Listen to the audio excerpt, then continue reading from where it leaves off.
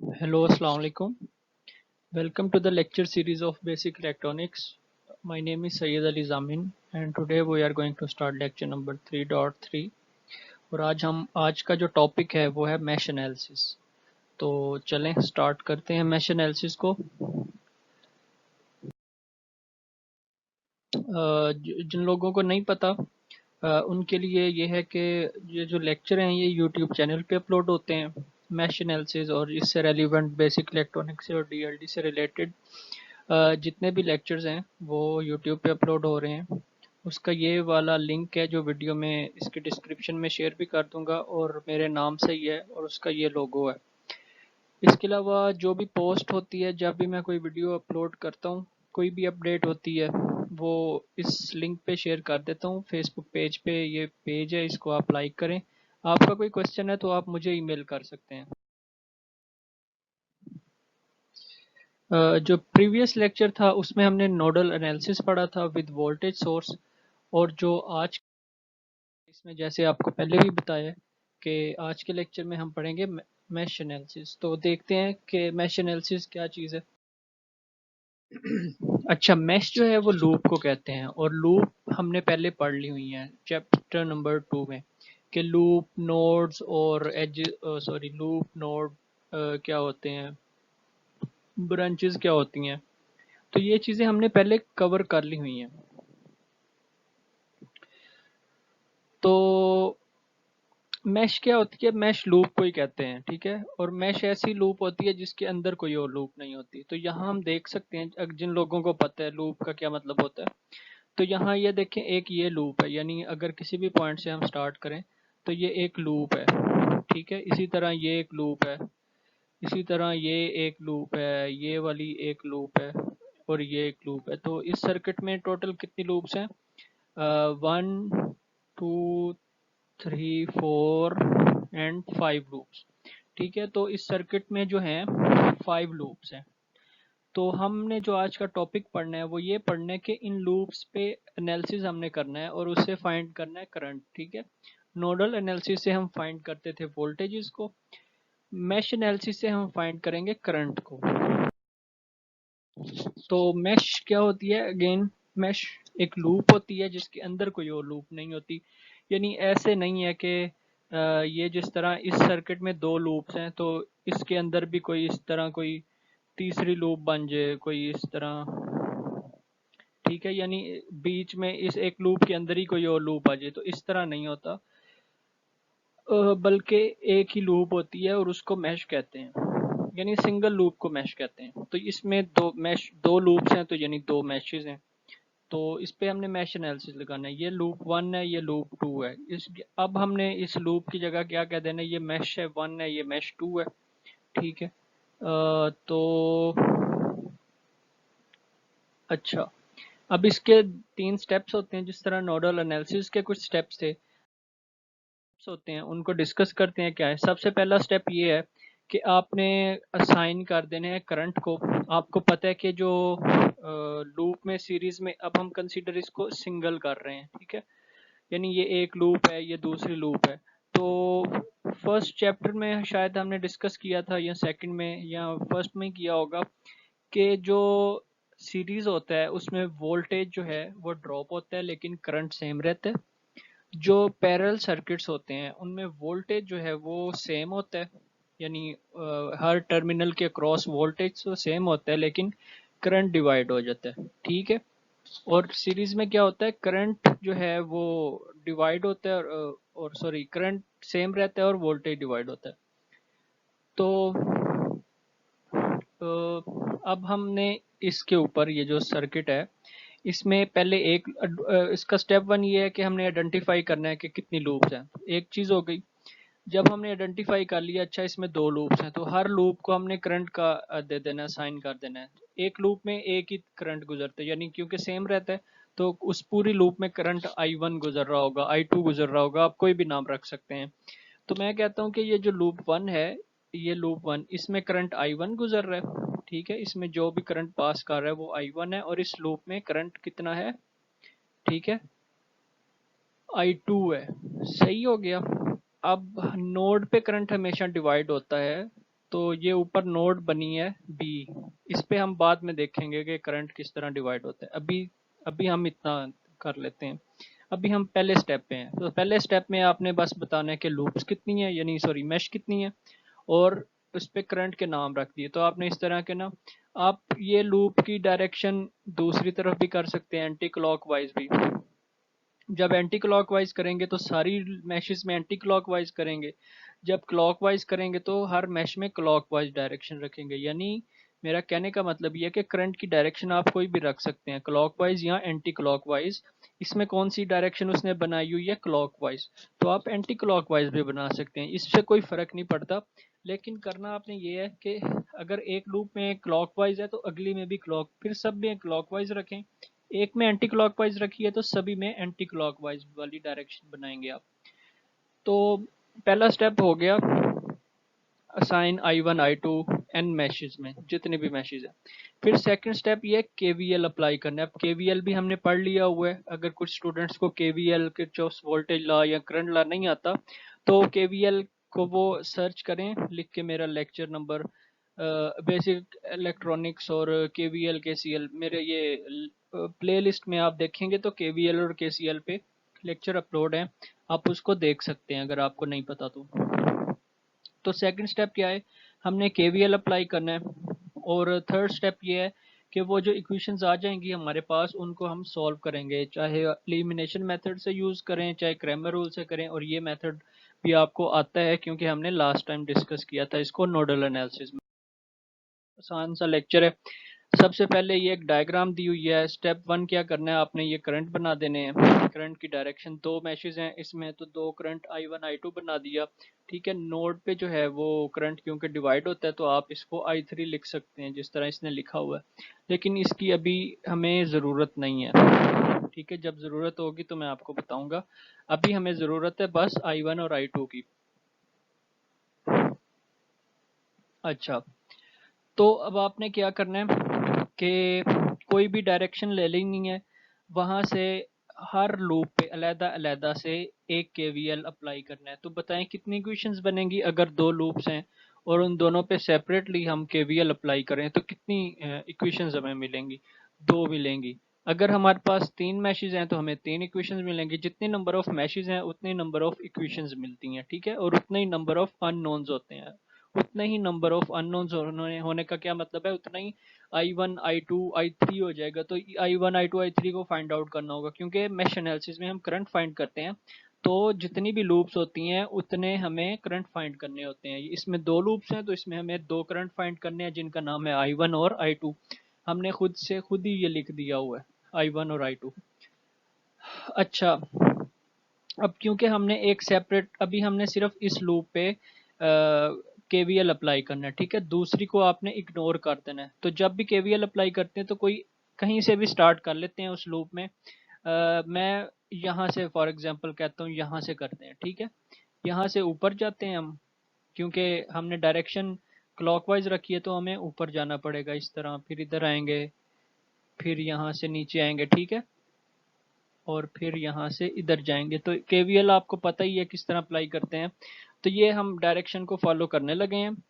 अभी हमने starting point, ये F हमारा स्टार्टिंग पॉइंट है। F से हम ऊपर जा रहे हैं यहाँ। तो स्टार्ट में पहले कौन सी सोर्स आई, V1। यहाँ V1 लिख दिया। और क्योंकि उसके स्टार्ट में माइनस का साइन है, अगर प्लस का होता तो प्लस लिखते, माइनस का साइन है तो इधर माइनस लिख दिया। ठीक है, ये KVL हम अप्लाई कर रहे हैं। अब हमने पहले लिखा -V1। अच्छा जी, अब हम -V1 से चले गए, आगे आए तो आगे सामने आ गया R1। R1 का जो टर्मिनल है ना, उसकी यहाँ प्लस का साइन है और इधर माइनस का साइन है। इधर स्टार्ट में प्लस का साइन है, बाद में माइनस का साइन है। ठीक है, आपने हमेशा ये देखना होता है कि अगर डायरेक्शन नहीं दी हुई तो जो सोर्स आती है उसका हम सपोज करते हैं कि उसका पहला प्लस का साइन है और बाद का माइनस का साइन है, क्योंकि करंट हमेशा हम सपोज करते हैं कि पॉजिटिव टर्मिनल से नेगेटिव टर्मिनल की तरफ फ्लो करता है, तो हाई वोल्टेज से लो की तरफ फ्लो करता है। तो ये आपने चीज़ें पहले पढ़ी भी हुई हैं। तो प्लस माइनस, तो अच्छा पहले प्लस का साइन आ रहा है तो मैंने प्लस लिख दिया। अब क्योंकि मैंने ओहम लॉ लिखना है इधर, V = IR। ठीक है, V is equal to I R. तो यहाँ मैं क्या लिखूंगा, आई क्या है, आई हमारा वही है जो करंट गुजर रहा है, आई उसका क्या नाम रखा हमने, आई वन। तो मैंने आई वन लिखा, और सामने कौन सी रजिस्टर आ रहा था, आर वन। ठीक है, यहाँ जो आ रहा है उसका नाम है आर वन, आर वन।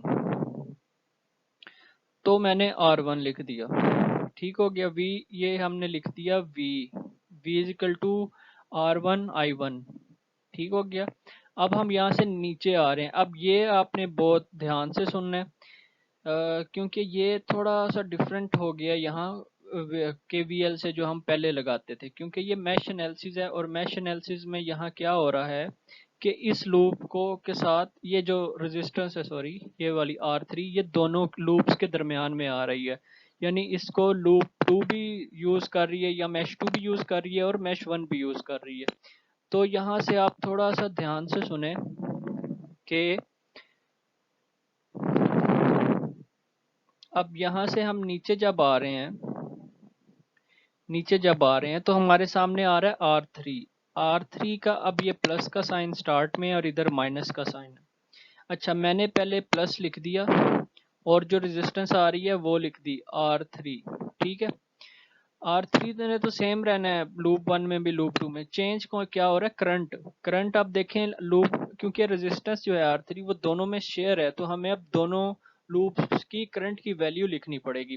कैसे लिखेंगे, जो हम मेन लूप को कंसीडर करते हैं ना, उसको माइनस कर देते हैं, उस करंट को, दूसरी लूप जो वो लूप शेयर कर रही होती है, रेजिस्टेंस जिस करंट को शेयर कर रही होती है ना, यानी आई टू को शेयर कर रही है ना ये, तो उससे माइनस कर देते हैं। ठीक है, यानी जो मेन करंट है उससे जो शेयर्ड लूप वाला, शेयर्ड मैश वाला करंट है, उसको माइनस कर देते हैं, ताकि ओरिजिनली हमारे पास जो करंट हो वो आई वन वाला ही हो। यानी आई वन, आर थ्री में से अगर हम कह रहे हैं दो करंट गुजर रहे हैं, मैं कहता हूँ आई वन भी गुजर रहा है और आई टू भी गुजर रहा है, तो हमें चाहिए सिर्फ आई वन वाला। ठीक है, आई वन वाला क्या होगा, उस आर थ्री में से आपने वो current I I two minus कर देना है। ठीक है, यानी आपने मेन में से जो शेयर हो रहा है वो माइनस कर देना है। यहाँ मेन हमारा भी हम किस पे काम कर रहे हैं, आई वन पे, तो I one minus I two कर देना है, और इस सारे को इक्वल टू जीरो कर देना है। ठीक है, इसको मैं दोबारा रिपीट कर देता हूँ जल्दी जल्दी, वरना तो आप वीडियो को दोबारा बैक करके भी देख सकते हैं, सुन सकते हैं दोबारा। मैं दोबारा बता देता हूँ कि हमने एक पॉइंट लिया एफ, वहाँ से हम स्टार्ट हुए, स्टार्ट में माइनस का साइन आया तो वी वन लिख दिया हमने, फिर आगे होमला लगा के आई वन आर वन लिख दिया, फिर आगे आर थ्री, क्योंकि दोनों लूप्स में शेयर हो रही है तो हमने आर थ्री लिख के मेन करंट से माइनस आई दूसरा करंट माइनस किया, और ये ब्रैकेट में है, तो यानी बेसिकली ये भी वोल्टेज ही है, V equal to I R है, ये भी V equal to I R है, ये तो है ही, V की वैल्यू गिवन है, तो ये तीनों वोल्टेजेस हैं। तो यानी हमने इन सारे वोल्टेजेस को ऐड किया, अगर स्टार्ट में माइनस आ रहा है तो माइनस लिख दिया, इनको इक्वल टू जीरो कर दिया। ठीक हो गया, ये हमने अप्लाई किया लूप वन में। इस इक्वेशन को हमने थोड़ा सा सिंप्लीफाई किया तो ये वाली इक्वेशन बन गई। इसी तरह अब हमने इस लूप को छोड़ दिया, लूप वन को, अब हमने करंट अप्लाई करना है लूप टू में। ठीक है, अब हमने लूप टू में करंट अप्लाई करना है। लूप टू में जब हमने वो सॉरी लूप टू में केवीएल अप्लाई किया, तो हमने कोई भी पॉइंट ले लिया, कोई भी आप पॉइंट ले सकते हैं, उसने जो लिया हुआ है स्टार्ट में, मैं वही ले लेता हूँ ताकि आपको भी समझने में आसानी हो जाए। उसने स्टार्ट में बी वाला लिया, ठीक है, आप कोई भी पॉइंट, आप डी से भी स्टार्ट कर सकते हैं, बी से, एफ से, कहीं भी स्टार्ट कर सकते हैं, बस कंडीशन ये है कि जहाँ से स्टार्ट कर रहे हैं एंड भी उधर भी उधर ही से ही आके करना है। उसने जी बी से स्टार्ट किया, ठीक है, बी से सबसे पहले वो गया आई आर टू की तरफ, क्योंकि प्लस का साइन है तो प्लस लिख दिया, और आर टू को अब मल्टीप्लाई किससे करना है, आई टू के साथ, क्योंकि करंट कौन सा है इसमें, आई टू लूप में करंट है, तो आर टू और आई टू को मल्टीप्लाई कर दिया, प्लस किया। अब हमारे, अब हम यहाँ से गुजर गए, इधर आए, तो क्योंकि पहले प्लस का साइन आ रहा है तो देखिए उसने पहले प्लस का साइन लगाया, और कौन सा वोल्टेज आ रहा है, इसका नाम क्या है, वी टू, वी टू इधर लिख दिया। फिर हम यहाँ से नीचे आए, और क्योंकि हम बी की तरफ गए थे तो हम यहाँ से दोबारा फिर ऊपर जाएंगे, क्योंकि आर थ्री हमारा रह गया। अब देखें R3 में पहला साइन कौन सा आ रहा है, माइनस का, तो उसने माइनस लिखा। सॉरी, कहाँ थे हम?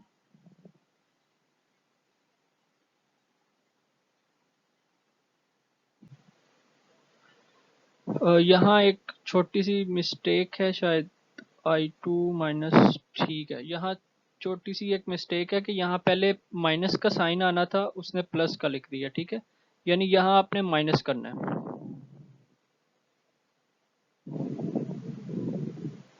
ठीक है, यहाँ माइनस किया आपने। एक मिनट मैं इसको साफ कर लूँ।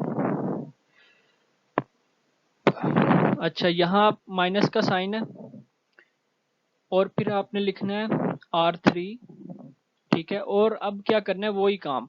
अब हमारी मेन लूप है I2 वाली, ठीक है, करंट वाली, तो आपने मेन लूप से जो रेजिस्टेंस शेयर कर रही है वो आपने अब I1 माइनस कर देना है, क्योंकि अब हमारी मेन I2 है और सेकेंडरी कह लें जो लूप है, जो यानी शेयर कर रही है दूसरी लूप, वो है I1 वाली लूप, फर्स्ट लूप है।